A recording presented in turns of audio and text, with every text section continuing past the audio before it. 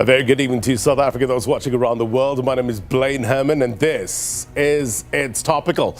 Our digital audience with us tonight, among them our guests. Good to have them on the program tonight. Joining us from UP, UJ and UNISA. They will weigh in terms of some of the burning questions they have for our guests in a short while. So, dismantling the scourges of illegal mining activities in South Africa.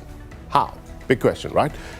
Since December of 2023, the South African Police Service has embarked on Operation Vala Umgodi, or in English, Operation Close Holes. It's a nationwide operation, right? On Friday, the Ministry of Police, together with the Ministry of Defense, visited the Northwest Province in response to the ongoing operation to address illegal mining in the Stilfontein area.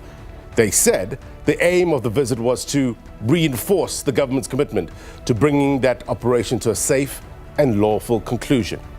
It also comes at the back of comments from a government minister saying this. You want us to send help to criminals? You want us to send help to criminals, honestly. We're not sending help to criminals. We're going to smoke them out. They will come out. To date, police tell us that more than 1,000 individuals involved in illegal mining have surfaced and have been apprehended. Tonight, we want to understand the workings of the illegal mining environment, which leads us to the umbrella question of the week. And we're asking you, what should government do to deal with South Africa's illegal mining amidst the Stilfontein mine shaft developments? Please let us know at SABC News_TV. Let's walk.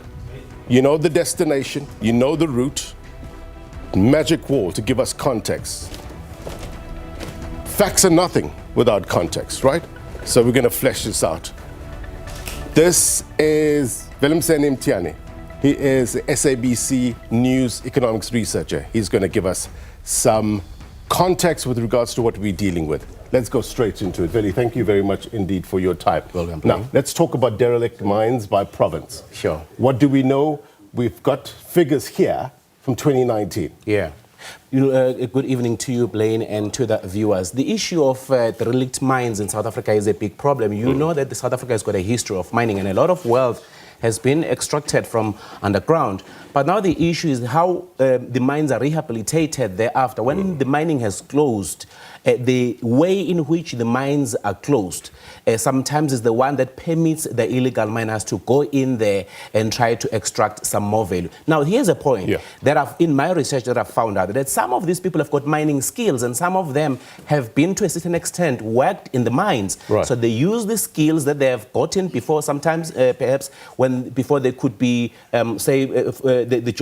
are retrenched. Right. Then they come back. So now if you look in terms of the provinces, Northern Cape, with most of these derelict mines, and we know that in Northern Cape, a good point to note there has been a pilot project of artisanal mining where government has granted some communities in that particular province to be able to mine, as we see some zamazamas, as they call them, to mine. Now the question is government going to roll out this kind of artisanal mining pilot project in other provinces? If you look at the province of Northwest and you look at the province of Limpopo, particularly in Limpopo, it's a very, very sensitive issue because the chrome mining there is very much lucrative, and people are mining it at the backyard of their own houses. Right. So the issue of derelict mines and the availability of resources on top of the soil is a big problem that government needs to attend. Look, there's been talk about incorporating artisanal mining or miners, small-scale mining, for the longest of time. Sure. Has there been any progress in that regard?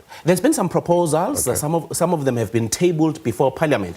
Perhaps it's high time that government looks into those proposals, that they should fast-track them so that any loophole that permits everyone to come and do illegal mining, those loopholes should be closed. Right. You mentioned something with regards to the rehabilitation of these mines. Sure. Whose responsibility is it? Is it the company's responsibility? Is it government's? Where does it lie? When you look in terms of the provisions of the law, it lies squarely with the companies. So the companies, they have a specific fund that the Department of Minerals have set up, that if you operate, there is a fund that must look into rehabilitation of that area that has been mined. The question is, perhaps we have not looked into where do those funds go to, because those funds are supposed to be there. If they have mined, definitely there has been money that has been put aside. And I think now it's time that we question, where is that money going? Because that money should be working in this area. The issue of rehabilitation funds, it's there, it's in the law, and perhaps the companies as well as the Department of Minerals should just give us some answers on that. It has been described as a multi-million, at a stretch, multi-billion rand industry, illegal industry. Talk to us about the so-called value chain. What are we understanding? It's very complicated. I was shocked when I was reading and I found out that this is a big problem even at an international level. It's not a South Africa's problem only. It goes beyond even the African continent. So if you look, it's very interesting because now it has been labeled as part of organized crime, the issue of illegal mining. And also there is, if you look at now in terms of the system, at the core value, what we are dealing with right now, the people who are trapped, it's the underground workers, and then you then have those who are then buying. But at the top, there are international receivers and international institutions or businesses that are working to get those minerals to come to them. Remember, Blaine, that the issue of minerals is a big issue globally, because anyone who has got access to resources, they somehow leverage that. If you look at the issue of DRC, for instance, you will find that the sponsorship of wars is based on the controlling of areas so that they could be mined. And then some of those companies, sometimes they are nameless, we could not see them, but you could see that the rebels are heavily armed. Who gives them those high caliber weapons? And even the type of security that they have there, you have highly trained marksmen who fight against government interventions. And you can tell that that cannot be done by any ordinary man. It's a syndicate, as we can see, that at a top level, it's international dealers or international distributors. But what we're dealing with at the moment, we are dealing with underground workers. We need to move up in terms of how we are dealing with all these issues, so that we do not only deal with underground workers, but we also go as high as who are these buyers at the top. So are we saying that these international receivers and distributors are legit companies that are involved in this? We don't have sufficient evidence of that. But what is clear is that the people who are there, it's not necessarily the people who are within the country only. You do have companies coming from outside. Whether they do that as a backdoor in a black market, we don't know. We don't have evidence of that. But what is clear is that what is getting mined at this level, it goes all the way up at an international level. There's obviously money to be made, otherwise we wouldn't have this extent. But there are also negative impacts in terms of illegal mining. What are they? Now, if you look at it, we've dealt with the issue of that, beside the dangers of going underground, but we've also felt that the issue of factional rivalries. We have seen that sometimes you'll find 5, 6, 7 people have been shot in a particular area, and then you wonder what is happening. And sometimes you realize, particularly in these issues, in these provinces where there are, and also in the areas where there's an illegal mining activities, you will find that there are factional rivalries. What makes that is because sometimes there would be groups. Sometimes they're coming from a certain country, and then they're competing with a group that is coming from a certain country. I'll make an example. We know that some of them, we cannot say most or all of them, but some of them are undocumented foreign nationals who come into the country from Lesotho, from Zimbabwe, from Mozambique, even from Malawi to come and mine. Now, when they are there underground, they realize that there is a potential of making money here. They start fighting. Again, there's an issue of illegal electricity connections. Another point is an issue of high water usage, because when they process whatever that, you remember, they dig a lot of sand, so they need to wash it so that they could get into the level whereby they could find the value of the of whatever mineral that they are digging. So you realize that, and also another cost, government has to spend a lot now, and in terms of trying mine rescue services and trying to take people out. But it's a lot of risk that we can look at. Health risks, right? That's one of the big things, because we understand that some of these people who are underground stay up there for 6 months on upwards, isn't it? Yeah, of course. So being there in that environment can't be good at all. Definitely not. We will understand that South Africa has got a history of litigation where even official miners who have been employed have had situations where they contract illnesses, particularly tuberculosis and other diseases that they've been suffering from. So you wonder when those people are down there, they are exposed into all these underground chemicals, how do they survive, the health risk that is there. But on top of that, if you think about the amount of money that government also has to spend to trying to treat the people, it shows us that there are so much health risks that are involved. And these people, when they are underground as well, they use the minerals, dangerous chemicals to process those minerals. Look, there's talk, right? You hear it. I can't verify it because I haven't been down there. But there's talk that it's a well-organized system that's happening down there. People have access to many amenities. Is that true? Is that from your research? What are you picking up? I've watched movies about Zamazamas. You would find that they even got storages down there because as you're saying, they stay about 6 months or so they don't stay without food. So there are suppliers of food. There is a system that is working there. There are people who know. Hey, you see, it's a very hectic one because at the end of the day, you wonder, these people, how do they even understand this whole mining shaft underground? How does it work? But as I said earlier, we have discovered that some of them, perhaps those who may be leading those operations underground, are former miners. Right. So this is a picture that was taken at one of the shafts, right? We see a sort of pulley system to extract the people from underground. What are we learning? We obviously have the Deputy National Police Commissioner on the show. Will give us an update with regards to how many people have surfaced, how many people still underground. What do we know about this whole system? Sure. This is what, remember, there's been a contestation to say that is government willing to assist them, those who are trapped, to come out? And then the question has been asked, are they willing to come out?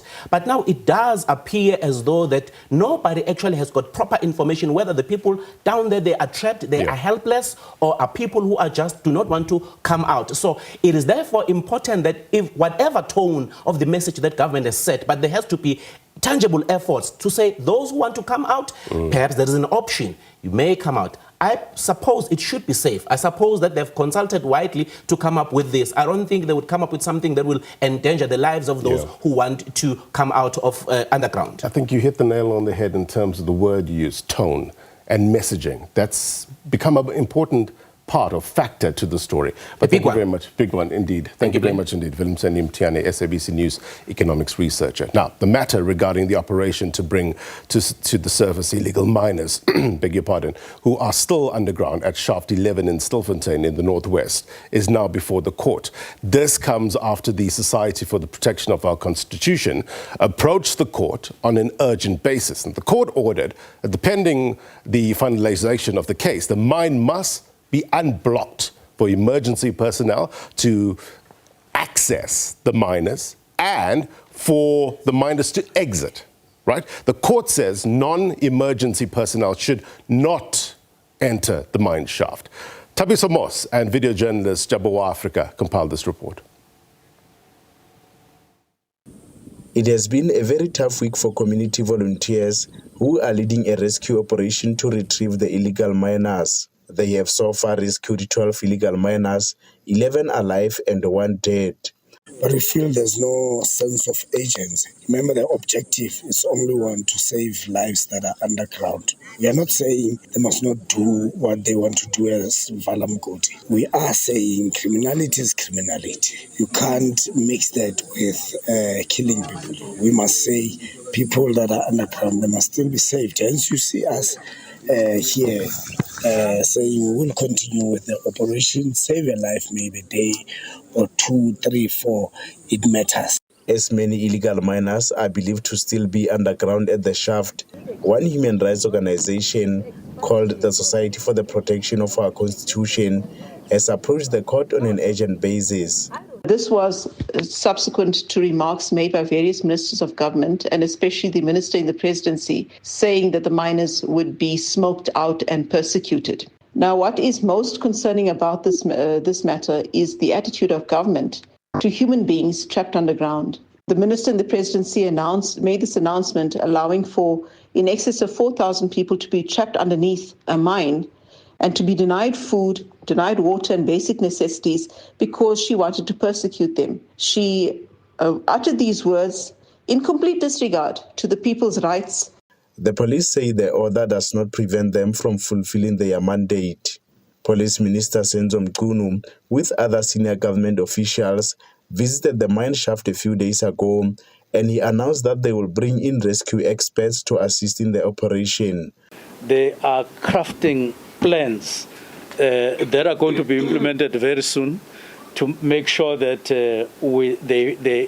they contribute in an agreed upon operational plan to get the people who are down up.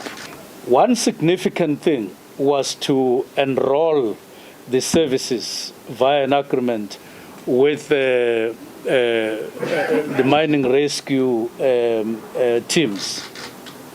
Those are people who have experience of rescuing people in situations like this.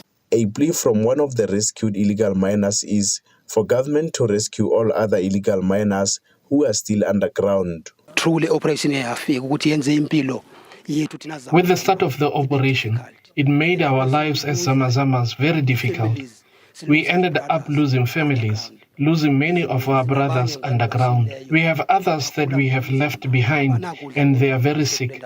They do not have food to eat, and if there is a way, they should be assisted the same as I and be rescued.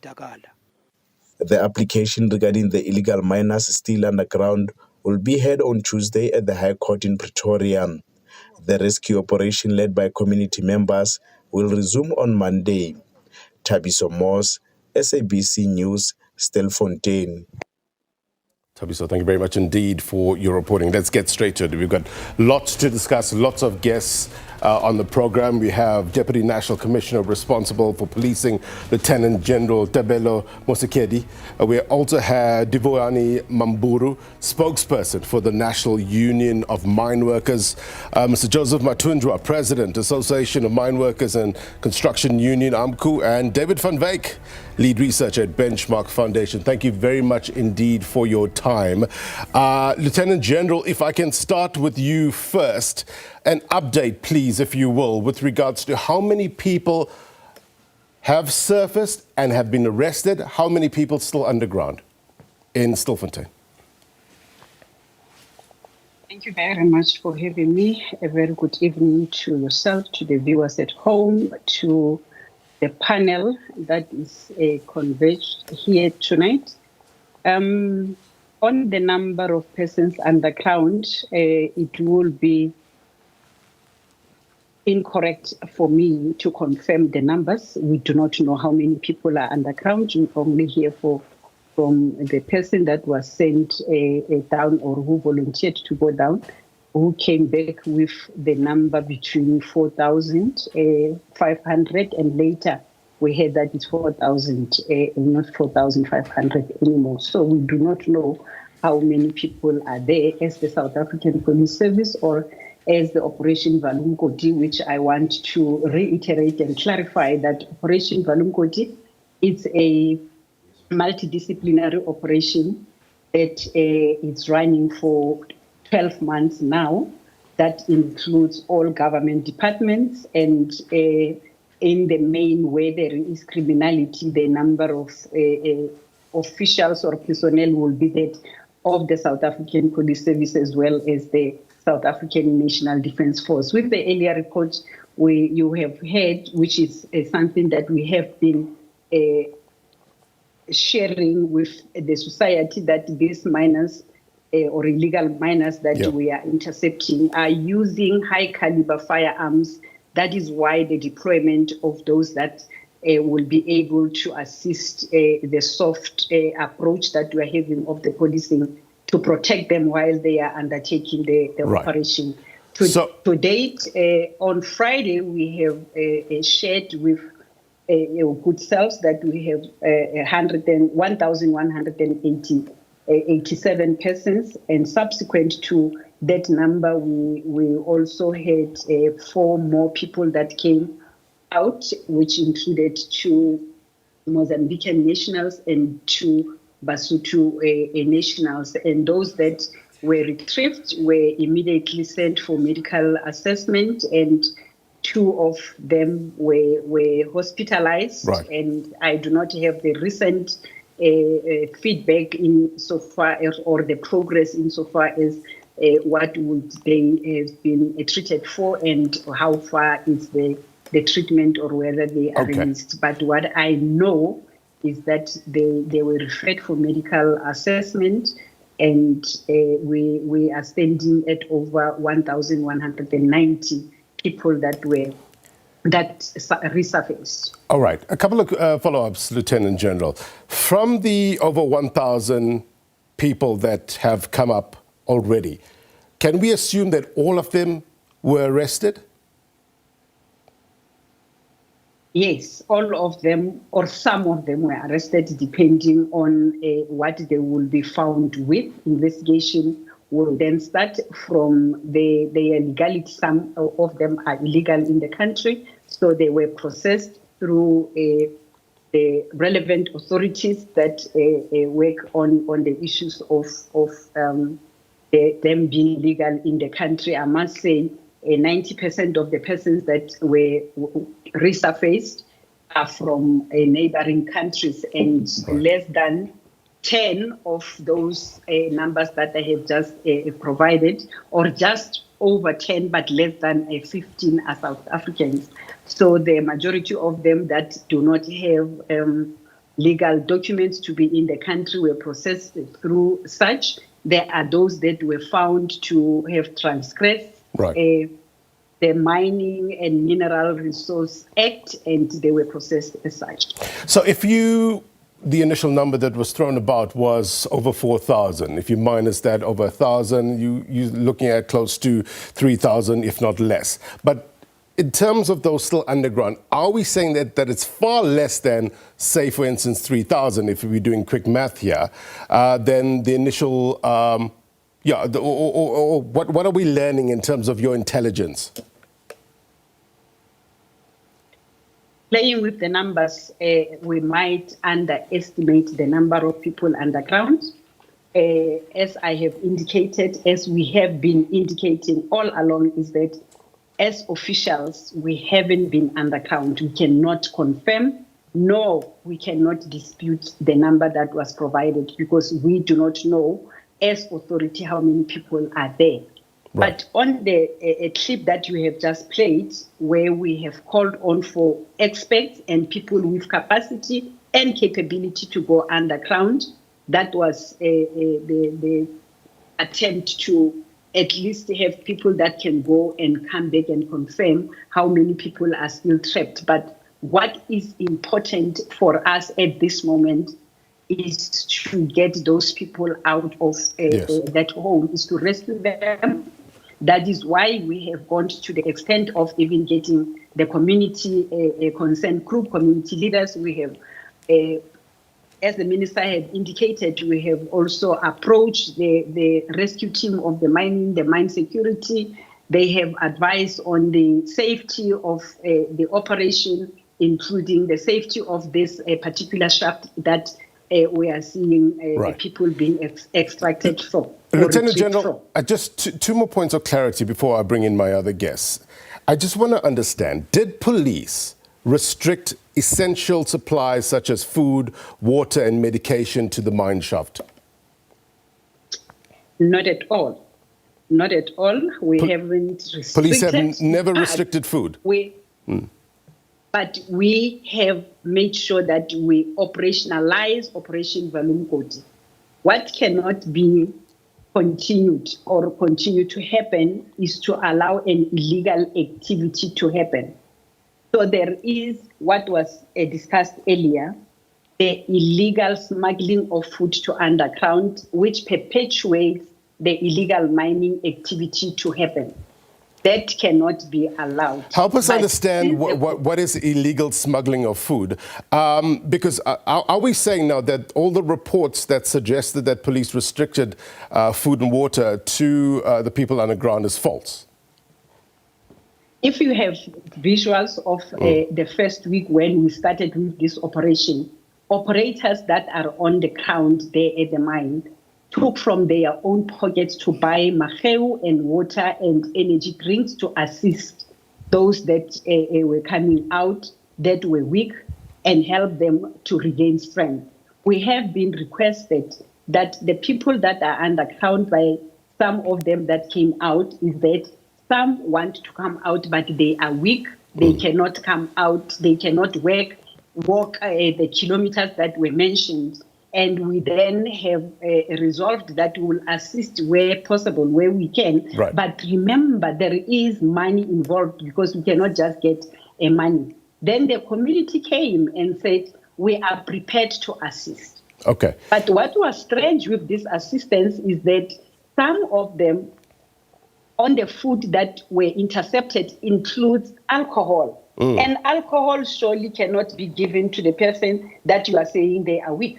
Right. That is what was intercepted. But what is happening now is to have a focused and a controlled manner of ensuring that those that are underground are receiving attention and they are retrieved safely as possible. It is our wish as the South African Police Service, in no uncertain terms, that we will want people to perish in our hands. Right. So we want to see people coming out, being retrieved, and being alive.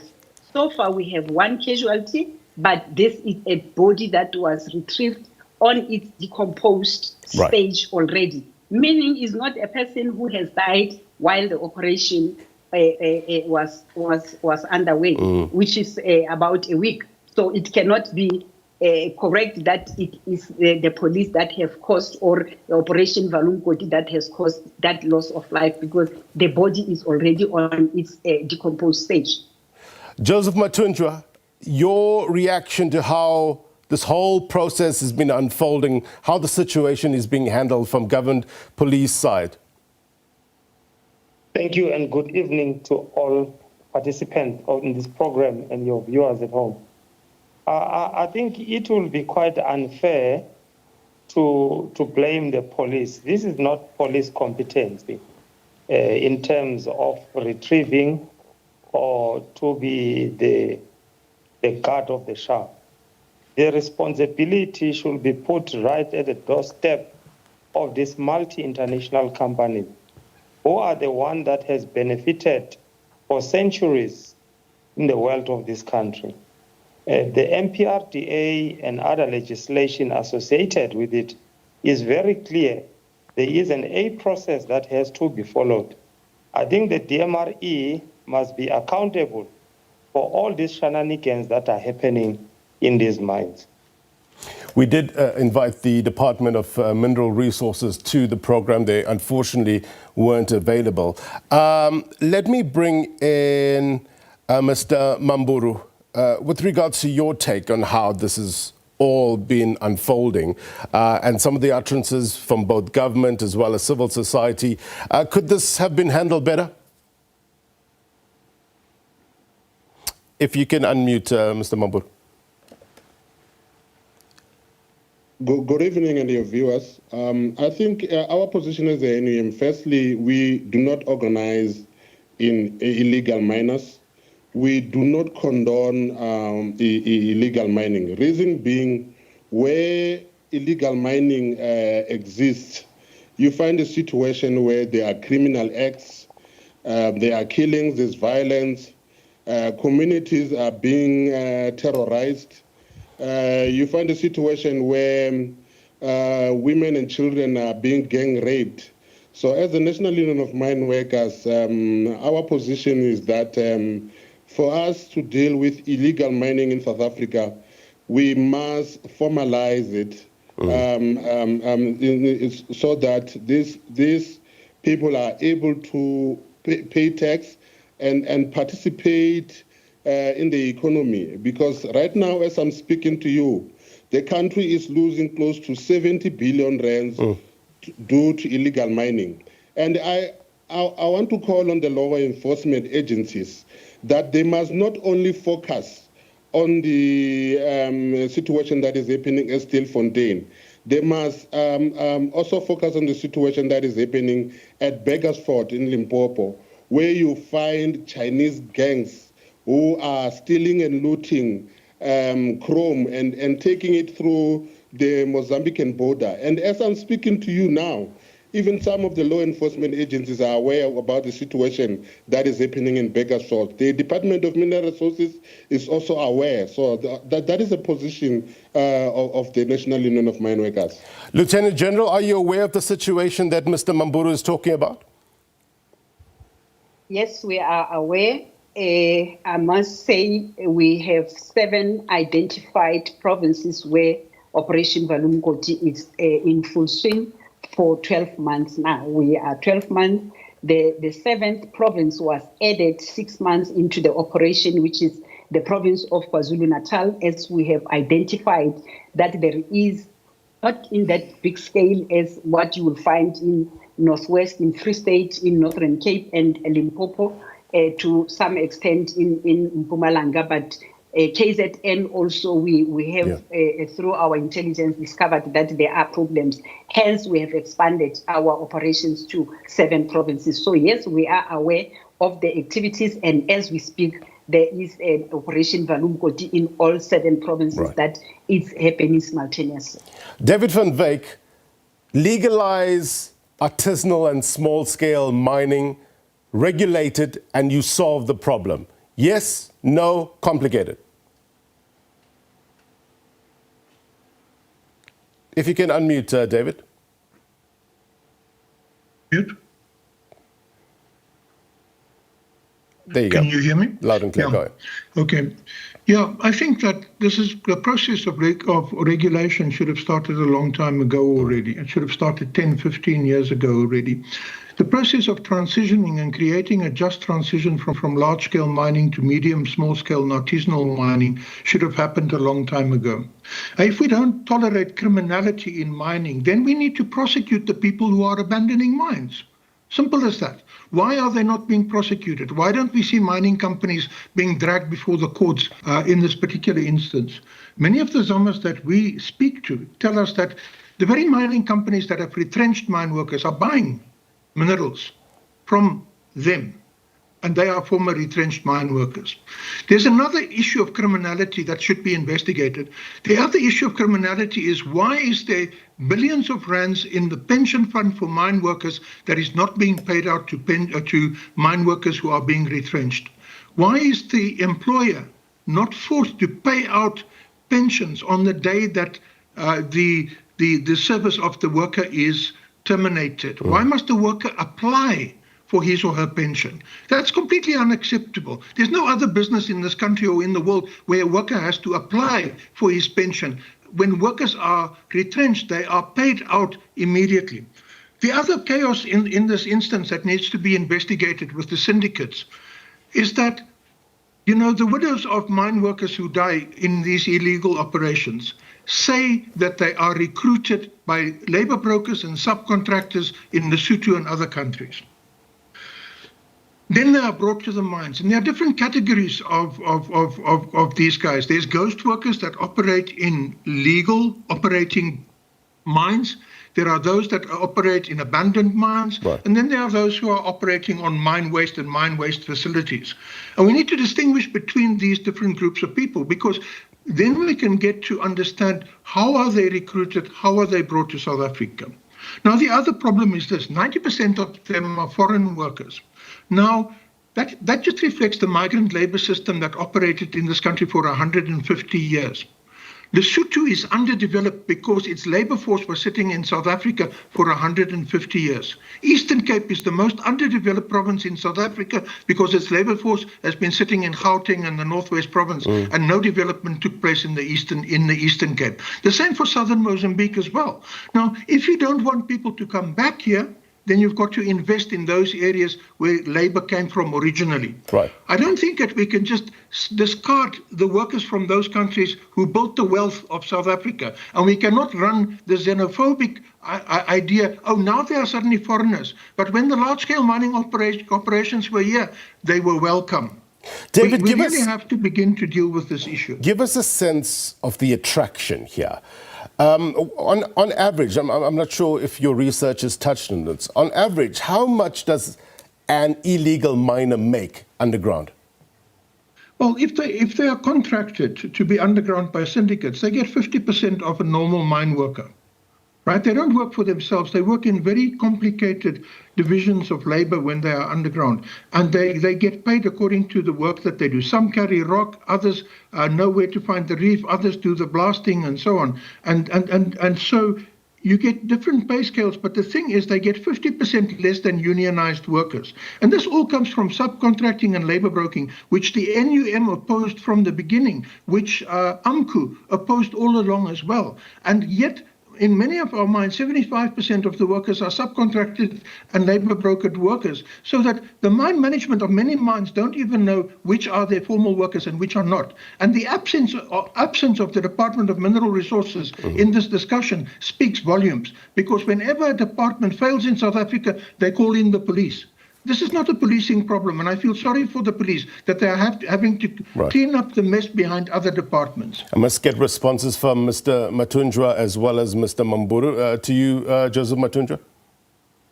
Yes, indeed. Mr. Van Wyk is very correct. And I think this problem is not going to end now. I think this new system of two-pot system is still going to encourage illegal mining, because the workers will be retrenched, and then they won't be getting their money until they reach a certain pensionable age. And also, this retrenchment where workers are replaced by the contractors, we need to delve into this subcontracting company, because the very same contracting company should be the one owned by these workers as part of artisanal mining. Right. And thirdly, the other challenge is because we've got multi-challenges in South Africa. These porous borders, that anyone can come and do whatever he wants and leave, is also a challenge. And also, you remember from sending areas, no one is taking an audit who's going back home, who's not going back home after they finish or after they've been retrenched. This is the kind of a failed state, is a banana republic where each and everyone can do as it pleases, and then they will call the police. As I've said earlier on, this is not the competence of the police. Why they don't go to Anglo-American? Why they don't go to Spanish, Stillwater, Harmon? All these big multi-international companies must take full responsibility, and the monies that we pay as a pay-as-you-earn must be taken back from this mine. We don't need police, to be the one that are watching over this shaft, wasting our resources, our pay-as-you-earn. It's not their competence. The mine bosses must pay back this money that is being taken from the police budget. Well, hopefully you can reach out to some of the companies that you mentioned, Mr. Mathunjwa. Livhuwani, let's hear from you. I agree with what David Van Wyk was saying, that these mining companies that have abandoned these derelict mines must be held responsible. And the regulator in this case must play a role.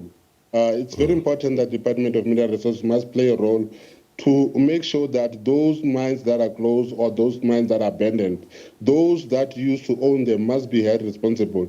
So in this case, we don't see these mining bosses being held responsible. And that is a problem. And if they can be held responsible, if they can be arrested by the police, where we want to see a situation where the Department of Mineral Resources and the law enforcement agencies are working together.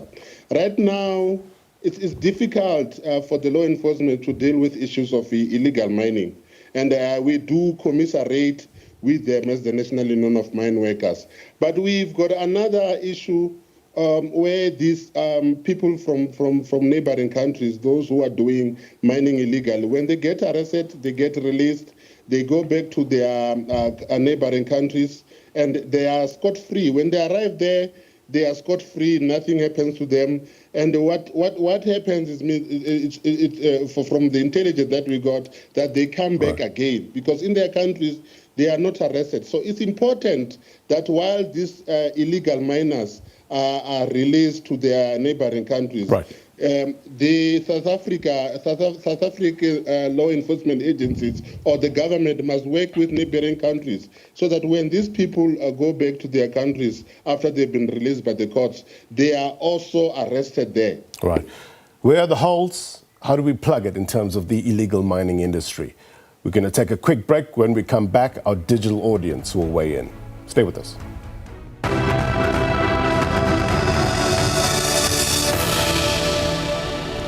Illegal mining. How do we put pay to it? That's our discussion tonight on It's Topical. I want to get your sense of what's happening.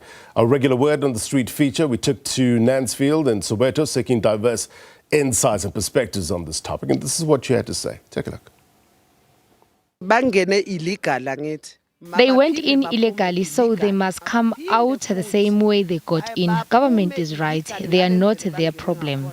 We are asking that the government close all the illegal mines because Zamazamas kill each other in there, and when they come out they terrorize us.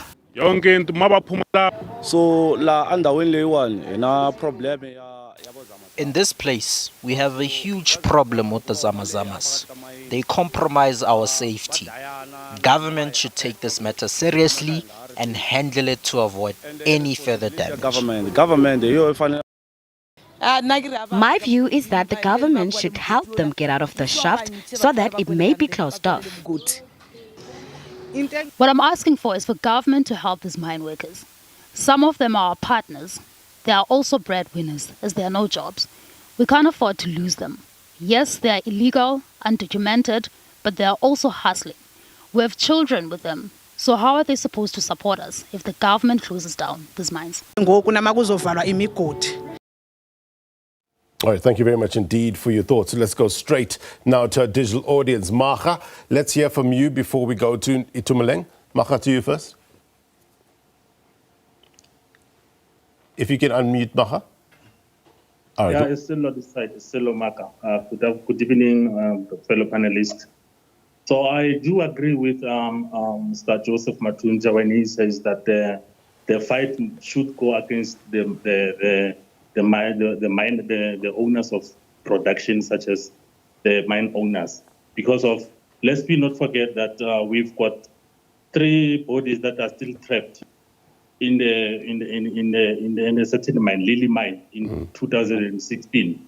Up to now, those bodies have never been retrieved, and there's no any economical or political will to retrieve those bodies. So I think the government is still sleeping on the job when it comes to finding the owners of production, especially the owners of the mines. Accountable for what they are doing. Sello, thank you very much indeed. Let's just leave it there due to time constraints. Itumeleng, let's hear from you. Oh, it seems that we're having an issue with Itumeleng. William Nicholson, William, your thoughts. Okay. Good evening, and hello to all the listeners. Good evening, everyone. Okay, Itumeleng, I'll come back to you. Just pause it there. Let's hear from you, William. Well, I think, first of all, that we have to look at this from a humanitarian perspective, because although these people are illegal miners, I mean, at the end of the day, they are still people. And I find it extremely sad that people come to abandoned mines from other countries in the hopes of finding some leftover gold. And I think that we need to shift our focus primarily off of the people underground as the only criminals and focus on the people above ground, like the organizations supporting the underworld, and the black market diamond and gold exchanges all over the world, and especially the diamond companies, because most of these mines were either left completely open or barely closed at all. And, in terms of the law, they have to be closed properly. Yeah. And I think the main reason that we are having illegal miners is due to corruption at the borders, and also people's just absolute need for survival to provide for their families. William, thank you very much indeed. Let's leave it there. Rotandwa, let's hear from you. Then Masi. Thank you very much. Good evening to the viewers. I'll just echo what the fellow panelists have said, and just to note that it's like William just said now, it's important to also hold accountable the mining houses that are in charge of these mines. And because laws are there, but it's the implementation of the laws and imposing of sanctions that is clearly a problem. Now, if government can come up with ways in which they can put systems in place where they can also, in cases where they don't know who owns these mines that are not operating, operational fine systems that can assist them in tracking owners of the mines and also imposing sanctions, be it criminal or even revoking mining permits. That would go a long way in trying to curb this problem of illegal mines. All right, thank you so much. Masirekwele, if I'm pronouncing that correctly? Hi, Blaine. In terms of the organised crime aspect, until we're able to effectively address the role that the kingpins play as well as the black market, we will never be able to break the cycle of illegal mining. Policy and enforcement has to shift from focusing solely on arresting the individual zamazamas to dismantling the larger networks that support and profit off of these operations. Thank you so much. Lieutenant General, I just need to get your take in terms of the way forward now. Since that there's this interim court order, how does that affect your operations on the ground? Thank you very much. The issues of the court order, it's the South African system, and we respect that.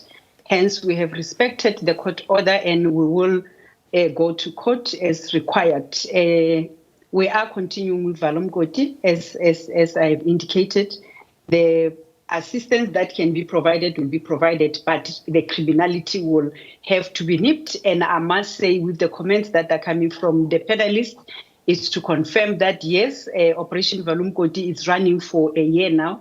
And we so wish that if funds available, we should continue. And it includes the organized criminal value chain, where we are looking at what we are seeing now that we are reporting on a daily basis is from your level 1 to 3 of the criminal value chain. But we do have positive reports that we can also report on the organized criminals from level 4 to 5, to the extent that in this previous week, there is a very positive court order that came where money or cash to the total of 90 million and some equipment have been confiscated by the state. That is a process of this and the people that were found to be on that organized criminal value chain. So we do recognize that, and our plan is very big, that it's not going to end anytime soon, including that we are also recognizing the review of legislation that needs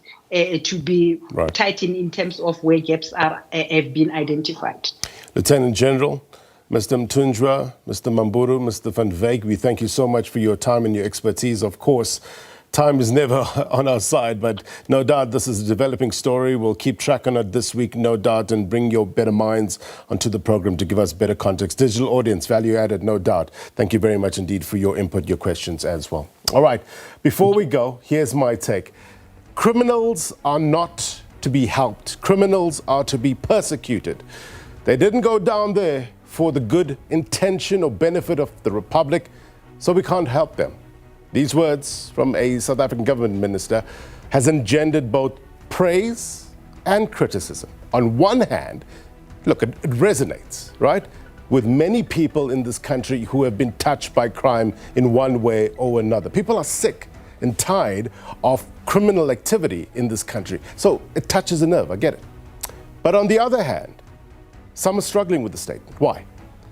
The issue of right to life. The argument being that we have to be better than what we oppose. Whichever way you see the situation in the Northwest, it forces us to ask the tough questions of ourselves. Words do matter, but equally, so does actions. Because it's often in the handling of a negative situation that can bring about positive change. And that's my take. Oliver Dixon up next with Democracy 30. Until next week, my brothers and sisters. Take care. Bye-bye.